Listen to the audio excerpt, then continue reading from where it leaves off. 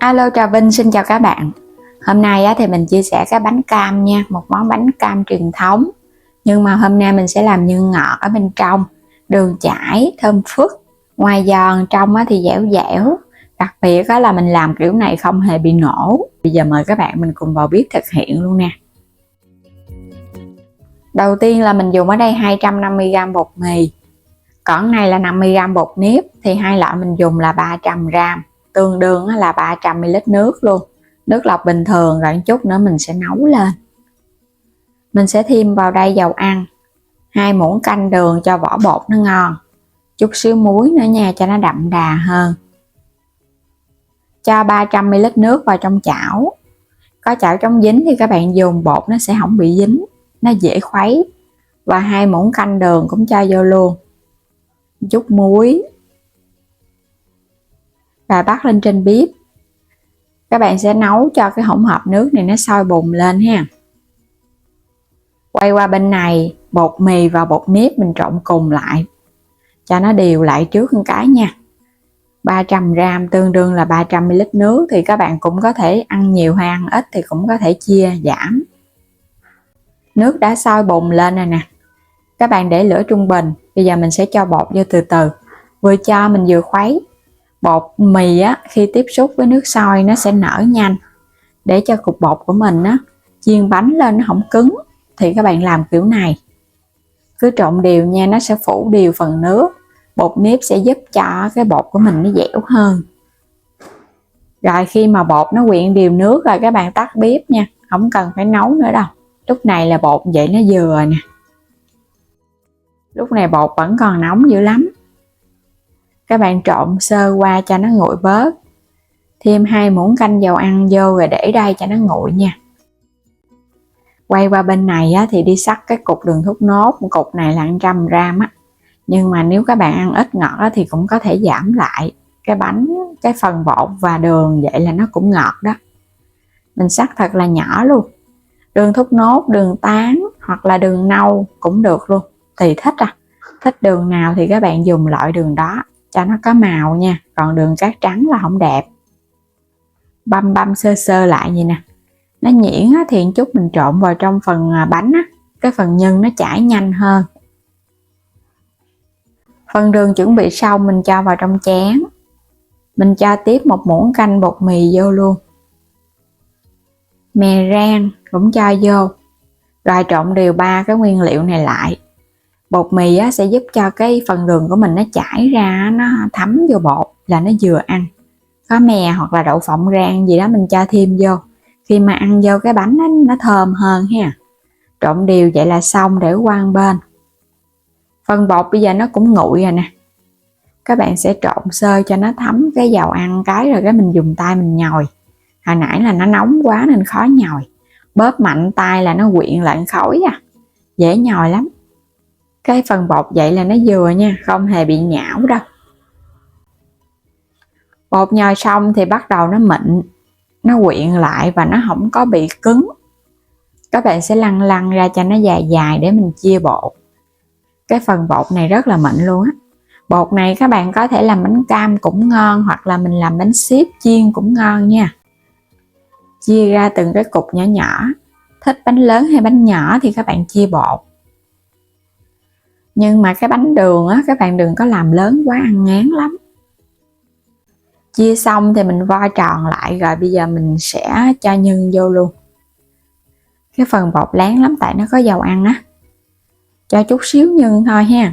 Múc khoảng nửa muỗng nhỏ đường, đừng có nhiều quá nó chảy ra tùm lum là nó bị xì Rồi vo tròn lại. Vậy là đã xong một cái bánh rồi. Ngoài cái nhân đường này thì các bạn cũng có thể làm nhân đậu xanh, hoặc là mình làm nhân mặn tùy ý thích nha. Cho vô chút xíu cái túm sát lại cho nó sát cái mép túm thật là sát, đừng có cho nó ló cái mép bột ra chút mình chiên nó sẽ bị xì đường ra là nó bị khét ha. Kỹ chút cái bước này thì chiên lên nó phình cái phần bột ra, nhưng mà nó không có bị chảy đường. Rồi làm lần lượt cho đến hết phần bột. Xong hết rồi nè, mình đè cho nó hơi dẹp xuống một chút để mình chiên nó nở lên nữa là nó mới ngon. chứ để nó tròn vo thì nở lên nhìn nó giống y như bánh bao vậy đó. Dẹp dẹp nó mới giống bánh cam. Chuẩn bị chảo dầu đi chiên. Dầu vừa sôi nhẹ là các bạn thả bánh vô, không cần phải sôi nhiều quá nha. Sôi nhiều quá những cái phần da trên bột nó nổ quá, nó sẽ nổi bong bóng, nhìn cái bánh không có đẹp. Bánh này là không có sợ nó nổ phình đâu, không hề bị nứt. Nhớ là chiên ở mức lửa thấp vừa, trung bình thôi là được. Chiên thì các bạn lật qua lật lại vậy nè, để cho cái mặt ở bên dưới nó tiếp xúc với cái chảo thì cái bánh của mình nó nở đều, nó không bị cháy khét một phần. Lật qua một cái rồi mình để mức lửa trung bình, mình cứ chiên cho đến vàng. Cái bánh bột mì dễ chiên lắm, nó không có khó giống như bánh bột nếp.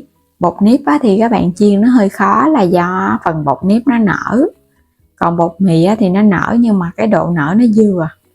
Mình có pha thêm bột nếp ở trong này thì nó cũng có dẻo, không sợ bị cứng. Làm bột kiểu này là các bạn ăn ngon lắm, nó giòn và giòn xốp, dẻo dẻo nữa, không có sợ cứng đâu. Cứ lật bánh mình trở đều vậy nè, trở qua trở lại để cho nó chín đều.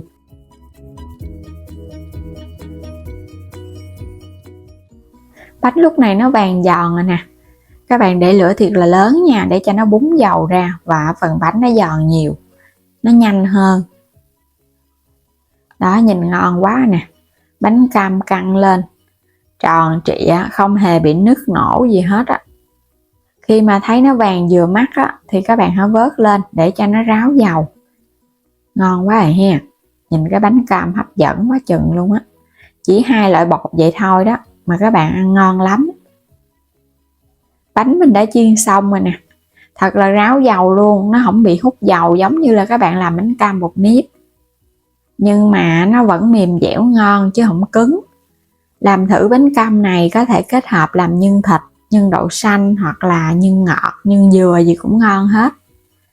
Đây, cái bánh khô ráo giòn rụm luôn, vàng căng tròn ha, không bị xẹp. Để từ sáng cho đến tối luôn vẫn không xẹp, nó vẫn giống vậy nè. Làm kiểu này cái vỏ bột này là ngon, các bạn cũng có thể áp dụng làm bán luôn. Bẻ ra bên trong. Đó, các bạn thấy nó giòn ha. Ăn giòn ngon lắm các bạn, nó giòn rụm mà. Hôm trước mình đã thử rồi thấy nó ngon nên chia sẻ. Thấy cái vỏ bột rất là ngon, ăn rất là vừa miệng. Chia sẻ với cái nhân đường cho nó lạ. Ngon quá nè. Đường thì chảy thơm phức, có thêm mè ở bên trong, nên là hồi nãy mình kêu các bạn là cho đường ít thôi, chứ mình cho đường nhiều quá nó chảy ra nhiều, ăn cũng ngán lắm nó ngọt Đường thốt nốt này nó cũng chảy nhiều, độ ngọt cũng nhiều nữa, mặn mặn ngọt ngọt thơm thơm. Bột thì giòn dẻo xốp, dù để cả ngày nó cũng không cứng. Các bạn có làm thì thử đi, các bạn có muốn ăn thì mình cứ vào bếp thử đi ha. Dễ chiên lắm, không có khó chiên nữa. Và bây giờ cảm ơn các bạn đã luôn theo dõi ủng hộ kênh, vui lòng đăng ký và chia sẻ những video ủng hộ mình nha. Và mời các bạn bấm vào góc trái video lựa chọn sản phẩm mua ủng hộ mình. Và bây giờ xin chào, hẹn gặp lại ở video tiếp theo.